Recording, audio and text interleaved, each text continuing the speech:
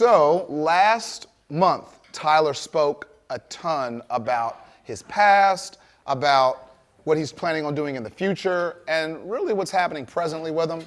And he wanted to do that because Tyler's very transparent and he has a testimony, and he doesn't want to sit up here like a showman as much as an authentic person that's trying to just help.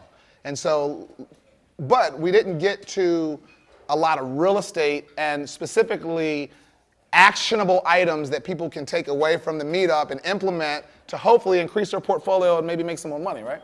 So that was the goal of a part 2. So I've got some questions here, and then after my questions, we're gonna do a light 5 to 15 minute Q&A. So if there's a question that you have for Tyler that maybe I don't get to, raise your hand, and I'm gonna try to get the mic to you so you can ask your question. The goal is leave here with something that you can do to make more money or increase your lifestyle and have a closer relationship with the Lord. So the first question I have is, how did you get started in real estate? How I got started in real estate. I've spoken about this a lot of different ways, and the quickest way to say it is I started out acquiring other people's unwanted belongings, like their personal contents, through a company online called FreeCycle. And at this time, I would go collect people's stuff that they just didn't want. And then what I would do is I would take that stuff and then take it to consignment shops or sell it online. And what I found was, I could go in there, I targeted areas that predominantly had more money. Like I remember Potomac, Maryland being one of those areas. And what I would do is I would show up for this one thing, and then I'd ask them, do you have anything else that you'd like to get rid of? I'm here, I'll take it. So it would lead to other things, and then I would take that stuff and sell it, and I would turn a quick profit on it. And it felt to me like these major wins, even though they were maybe 50, $100 or whatever it was. But it kind of built in me this entrepreneurial spirit that I really enjoyed, that satisfaction of turning something that others didn't value into something that had value.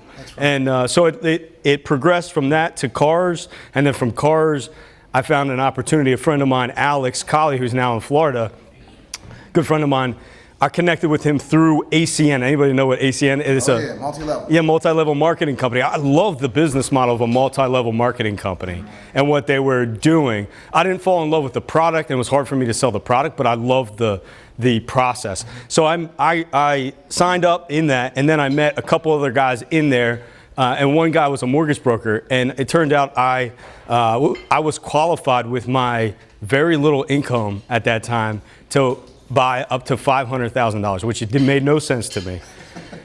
But I was blown away, and I was like, I need to take advantage of getting this 500. I want to maximize and borrow as much as I can. I had really nothing, and I'm gonna borrow as much as I can. So I was like, really, you guys can get me $500,000? So I found a house in Damascus, and what my thought process was, I'm gonna buy this house, and it had a separate lot. And in my mind, I was like, I'll build a house, because I had no idea how hard it would be to do this. I'll build a house and then rehab this one, and I'll make all this money. Thank goodness it didn't work out. I couldn't buy it, but I ended up, through the lender, connecting with Alex, and Alex said, I know Baltimore really well. You should come to Baltimore. I got a couple deals. You should come check them out. And so we started riding around together, and he started asking me questions like, how many houses do you want to buy? And I was like, I have never bought a house. Like, I don't know. I don't want to put a number because I don't want to limit, is what I said. Something like that. And he was like, I like that answer. And next thing you know, series of questions he asked, and I was as extreme as he was. And we together were like just building up energy as we're talking. And I'm like, we're going to buy everything. And we had nothing. I had nothing. He had more than I had. And so he showed me this deal in Baltimore, and we ended up putting the deal together. The seller financed it, and then I had credit cards, a line of credit, and did everything I could scraping to try to renovate this house, which ended up being a total failure. But that failure, what you were talking about, built in me a desire to come back and win. So that first house is actually got foreclosed on, and so it didn't go so well. But that was my segue into real estate. I didn't know that. Interesting. I love it. I mean, you started selling things or finding things that people didn't want in Potomac, and then moving through that. I love it. All right. Well, great answer. Question number 2. I hear this all the time. In fact, I was driving up with some people that were talking about money, needing to save money before investing, because the thought process is that you need a lot of money to invest. And so what's your thoughts on, well, my question says, when you started out without a lot of money, how did you finance deals? That's really, you kind of answered that, but speak past that. Do you think that you need a ton of money to invest? Yeah, that's a great question. So that first round, I won't speak to how I did that because that ended up in a failure. I don't want you guys to end up in a failure. But the second time around of buying real estate for me, that was like after the crash, and I lost everything, and I came back around with not much because I was still trying to pay off all the debt that I accrued in the crash. That second time around, what I did was I helped a really wealthy guy. I didn't know he was wealthy. It turned out I was doing some contracting work, and what I did was I sensed that if I did enough good for people, somewhere along the way, I would meet somebody that would be able to help me do what I'm trying to do. And so this guy had, John Krigsman is his name, and John Krigsman was living in Colorado. A realtor that knew me said, Tyler, I need you to help this guy out. He's out of state. He's getting taken advantage of by this contractor here in Baltimore. And that's a story that you hear so often. Out-of-state investor comes in, thinks it's easy, and then he's not here. And then while he's not watching the project, there's things happening. Right. You got to be boots on the ground, and unless you really have trust in somebody. So I come into this project that was halfway finished, a disaster, and I was like, I don't want to do this project. But I convinced myself that this is a good thing. And with the help of the agent saying, Tyler, this guy is a good guy. It's going to be worth your while, I believe. So I said, all right, I'll roll with that. So I stepped in the project, and I almost quit multiple times over in that project, speaking to what you were talking about earlier. And I didn't, and people quit on me, like my main guys quit on me. And I was like, I don't know what I'm really doing that much, but I'm trying to take this on and help this guy out. And so I ended up paying to get this guy's house finished, like out of my own pocket. I lost money, but I kept finishing. I kept going and finished it. And when I was finished, John said to me, Tyler, I don't know how you did it, but because I sensed there was a lot of like challenge and adversity for you, but I appreciate you and what you did. And if I could ever help you, I would love to help you some ways. And I said, well, I think I might have a way for you to help me. And so I waited a little bit, and I told him I did have some ideas, and I would call him. And what I did is I found a house on Baltimore Street, and that house came up for sale, and we went out there and got it under contract. I didn't have money, but I had like enough guts to go do this without the money. And I went to John once I had it, and I said, John, I have a house that I'm under contract. I want to buy it. I can buy it for $225,000, and it needs about 30 or 40 grand, and then we can sell it, in like 325, 330 range. And I'll manage all the work. I have it. I need all the money for it. I don't have any money to put into it, but you put up all the money, and we do it 50-50. He said, I'm not going to do it because I'm just coming off this thing, but I have a guy that probably will do it. I'll talk to him on your behalf, and then I'll get back to you.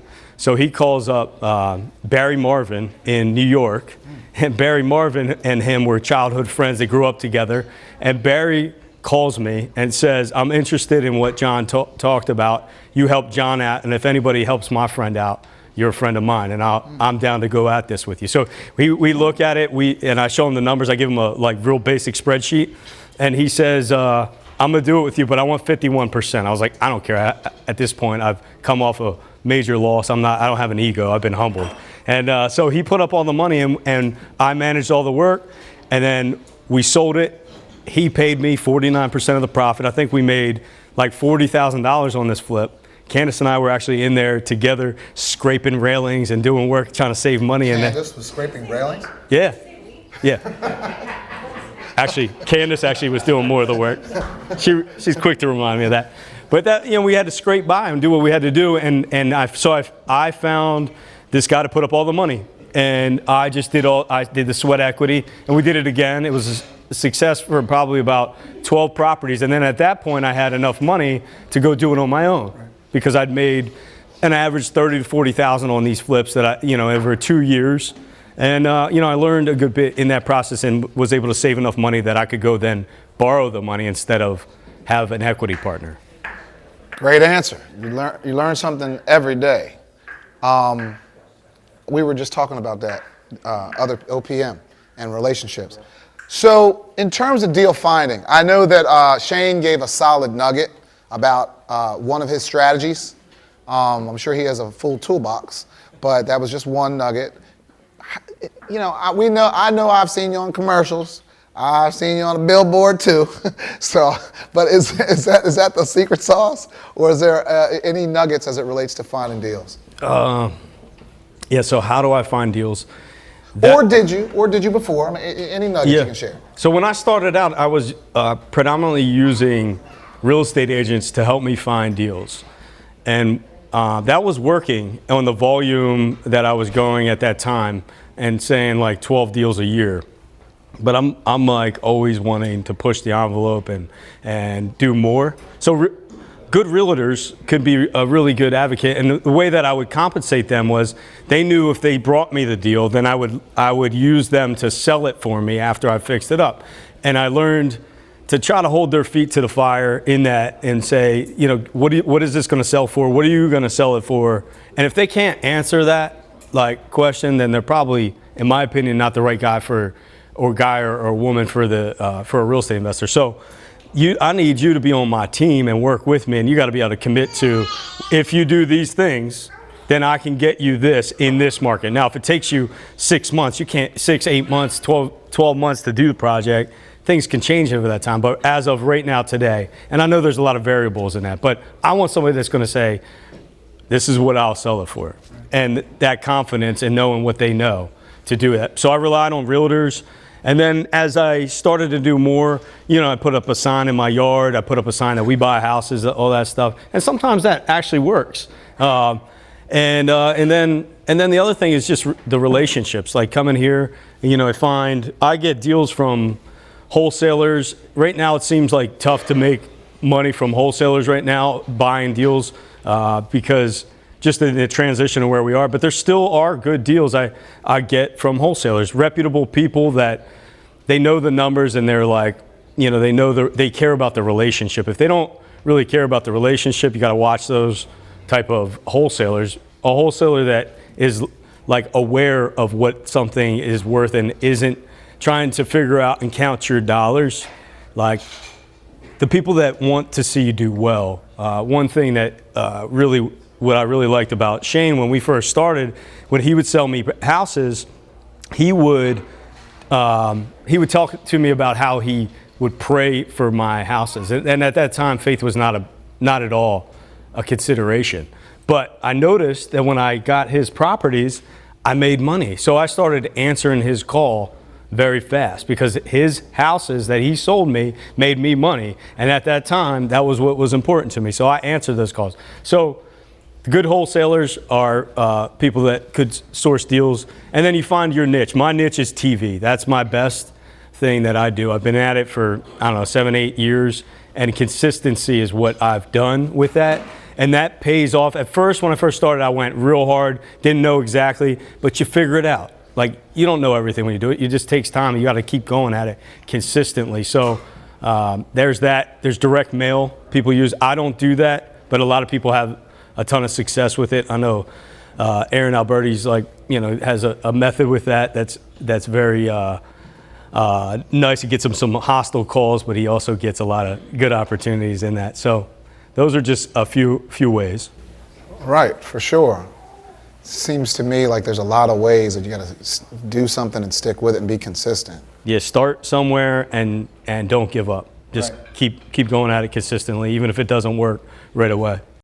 So the question was, how is wholesaling being impacted, and specifically partnerships with agents? How's that going to be impacted with all this artificial intelligence and all this robust technology that's kind of replacing, I won't say it's replacing, but how will I guess you're calling that kind of older school with the relationships, how do you think that'll be impacted, or will it be impacted? So I don't think it's going to be impacted, and the reason I don't think is the relationship and the human, we're all human beings. And when we go into a house and sit down at on the couch or at the table of somebody that's in a bad situation, and that's not going to go away, unfortunately, where there's either a death, a divorce, or just a house that had deferred maintenance and somebody doesn't have the money.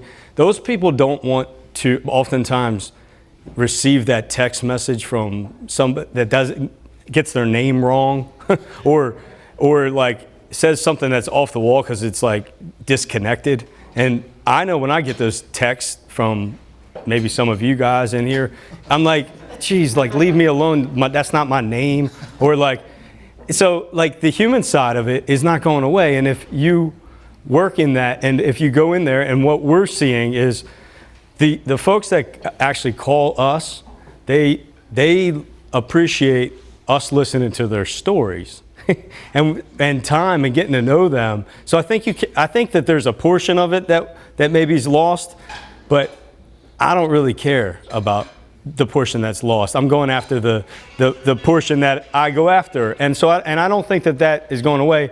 In fact, like it's steady. It's been technology changes and all these things go on, but the fact that people still call, it hasn't changed one bit in my business. Whether the market is hot, slow, cold, whatever it may be, the phone still rings because some people have problems. So I think if you can focus on relationships everywhere you go, talking to people, it's just not going to go away. Like the human side of it, and actually having compassion. I'm not out there trying to get every deal. Some deals, some opportunities we go out there, it's like the mission is not to buy that house. It's just to like encourage that person. And when your purpose is beyond money, that is where it's at. And if your purpose is to make an impact in lives and in your community around you, and that's cliche, and like maybe before I probably thought, yeah, somebody said something like that, I'd probably laugh, and I'm like, yeah, right. I bet your heart's like that. Like, no, that's real. And if you have that, you'll be surprised. I want to sell to you because of X, Y, and Z, not because of your offer amount. We oftentimes get houses less than competition maybe has offered, and it's because we're not in there trying to tell them, and we're also telling the truth when we're out there. Your property's probably worth $200,000. We're offering you $120,000. You could get $200,000 for this, but if you want this solution, which we'll provide, this is what it is. We're happy to help you get these other ones. You don't have to be like cunning and like try to be slick. You just tell the truth, and then oftentimes those people are like, I really appreciate that. And then you end up getting these deals a lot of times. So the human side to me and relationships, that's never going to go away. Yeah. What business systems do you implement to ensure that you're being used to the highest and best uses of your time and that the company is running? This is a great question. What systems do I use to ensure that my company is operating at the best? So I recognize I am not really good at managing systems and processes, and I've always thought I had to have it. I need to find a guy or a girl that is really good at this, and I found that for a little while, and then things changed, and I didn't have that person, and I know I have a need for it, and so what I do is I recognize that I don't like managing construction. I thought I had to be in it because that's what I started as, working for John Kriegsman, like as a contractor. I'm not good at it. I was miserable doing it, but I thought I had to do it because I was in that. And when I finally like outsourced that, it was like a weight was lifted off of me, and I was like, oh wow, there's freedom. So I outsourced the construction, and I've spoken about how I use Aaron Alberti and then John Lowry. So I outsourced that. Those guys are good at that. I let them be good at it. I don't micromanage them. I trust them. And I got to know who they were as individuals to be able to have that trust that they have my back and I don't have to worry about it. So I put them in place to do what they're good at. Then the next step would be the leads. When the leads come in that we generate, I really enjoy talking to sellers and having relationships with them, but I get bogged down. I can't handle, me personally, I can't handle too many conversations that go where I have to listen like all day, like going out on appointments. I'm not good at that. And then, so I found a need for somebody to fulfill that role and that I could trust, because I'm sending you out there. Santos would run a lot of those appointments for me, and he was very new, and I just kind of trusted him. I was like, go ahead out, go fail, it's okay, you can go screw up, and we'll pick you back up, and he did that, and he figured it out. And when he figured it out, he was going out there sitting on those couches, talking to all these people, listening to their stories, and he loves that. He loves listening to these people, and I like it once a month. I like it. So Candace, sometimes when she takes that call, she's like, this is one for you. And I go out there and I go on that appointment. It keeps me in the mix, keeps me sharp enough to know that I still got it. Like I can sell something, I can like listen. And I usually get fulfilled from that one, but then I'm exhausted after that. So I outsource that. Shane and Corinne, and then they manage the leads. They have their team and they go out, and I trust them. And so they handle that part. And then the admin stuff, I really am terrible at that too. So Beth, she pretty terrible about a lot of these things.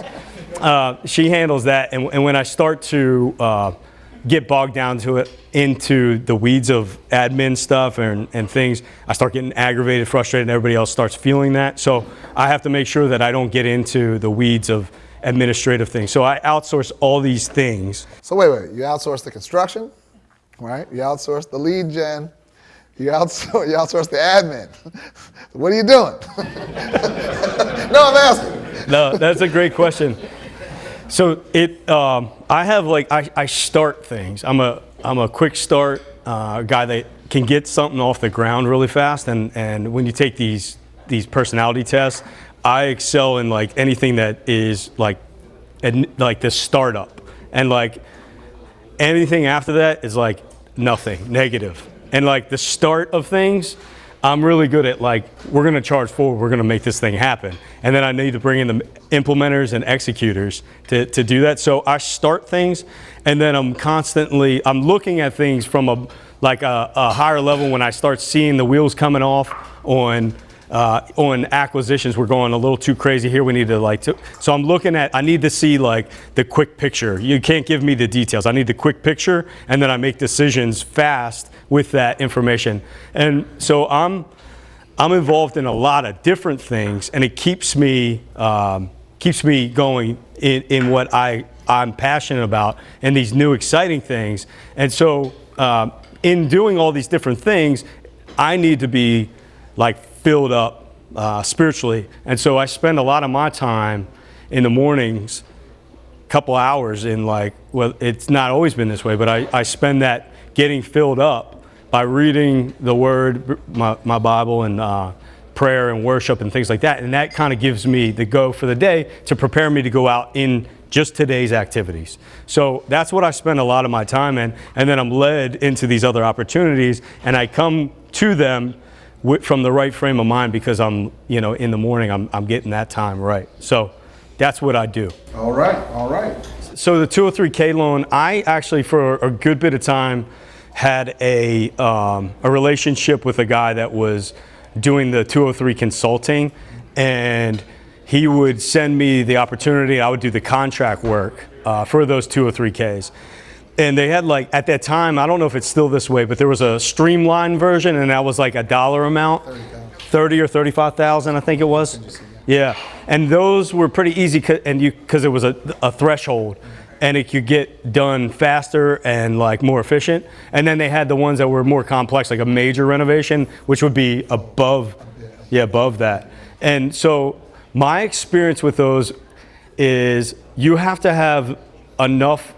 Like the contractor that's doing them has to be financially solvent enough to be able to handle the duration of what those draws look like, or a client that has some cash that can fund in advance of that money, because it gets tough waiting for that money. The process is a little slow. There's cumbersome, and maybe I just didn't experience it, or probably I didn't have enough cash on hand as a contractor to do it. And then that robbing Peter to pay Paul becomes a thing, and then it becomes challenging. We all probably do it in business where we're taking this money and like moving it over here, but you can get in a jackpot quick as a contractor if something changes and your timing's off, and then you're left holding the bag, and then the client suffers. But it can be a good product if used correctly. Let me just speak to what that is, because it's possible that you don't know what a 203K loan is. If you're a regular person who's trying to buy your primary residence, it's a construction loan. So there's FHA, conventional, VA, and I believe it's an FHA product. But you can buy a dilapidated house, and then the bank will finance what the ARV is, the after repair value. So if you buy it for 100 and it's worth 300, in fictitious land without closing costs, you have another 200 grand for construction. And so that's a way to flip on a 30-year fixed mortgage. There are probably some drawbacks with the IRS and stuff like that. I don't know, but I do know that if you don't have, if you don't want to use hard money and you want to just use, if you have good credit, you can do a 203K loan for your first flip. So that's all. So we were going to 130, it's 122. I want to ask we got another question right here. I have only one question left, so go ahead. Good question, Bryce.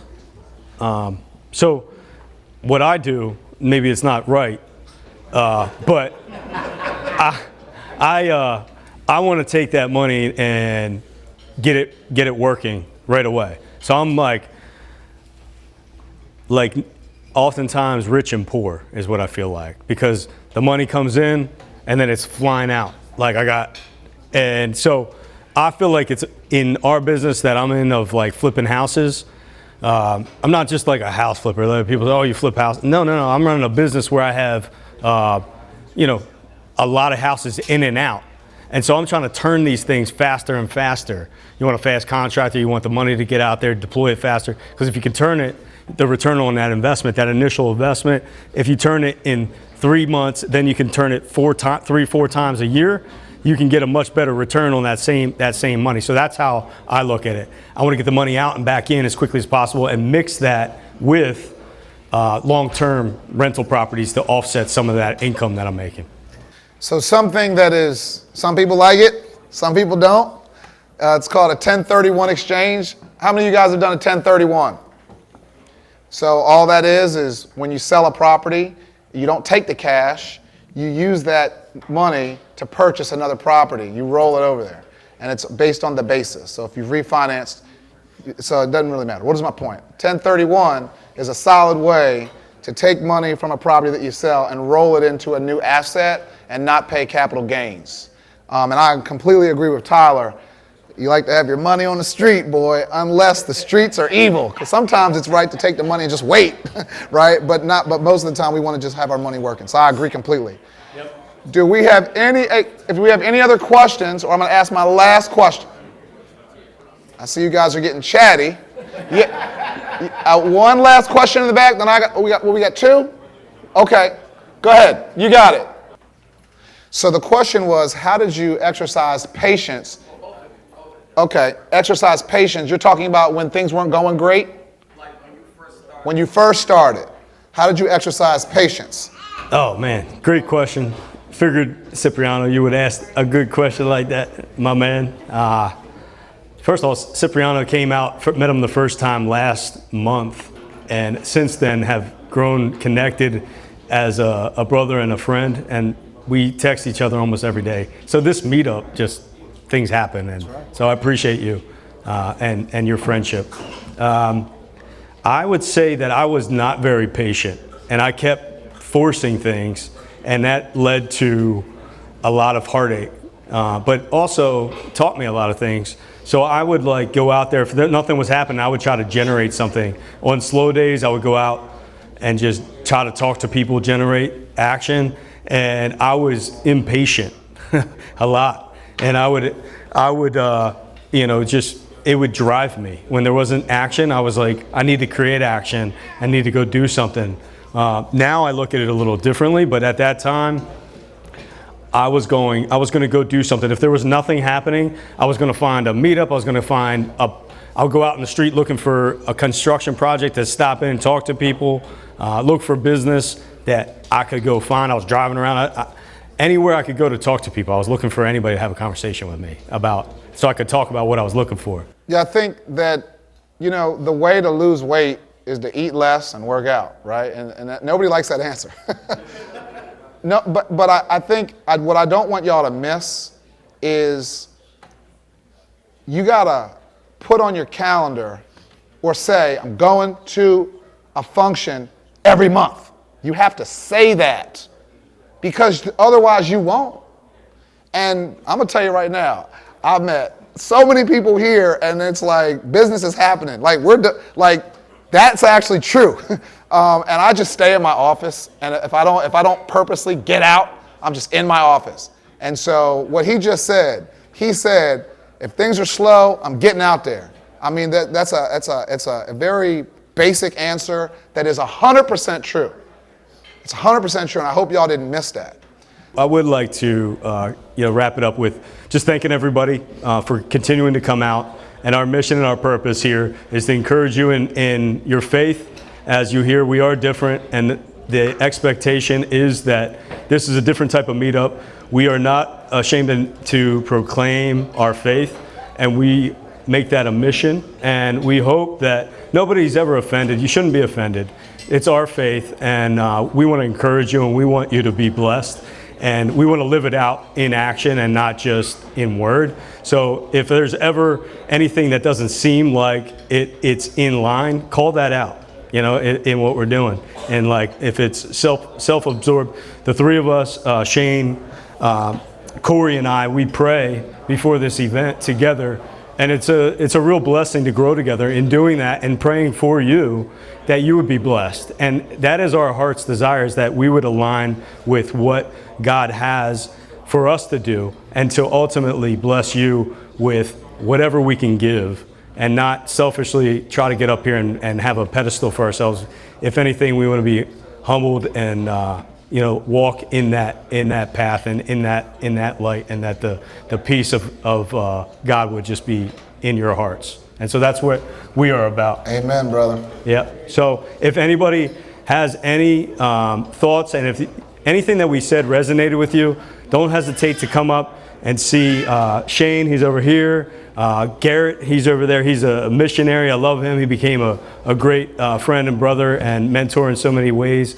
And Corey here, and we're happy to, if you ever wanted it, we would pray with you. If that's uncomfortable, that's okay too. We could just talk, and our goal, like I said, is to encourage you. So that's pretty much the wrap. Thank you. All right, y'all.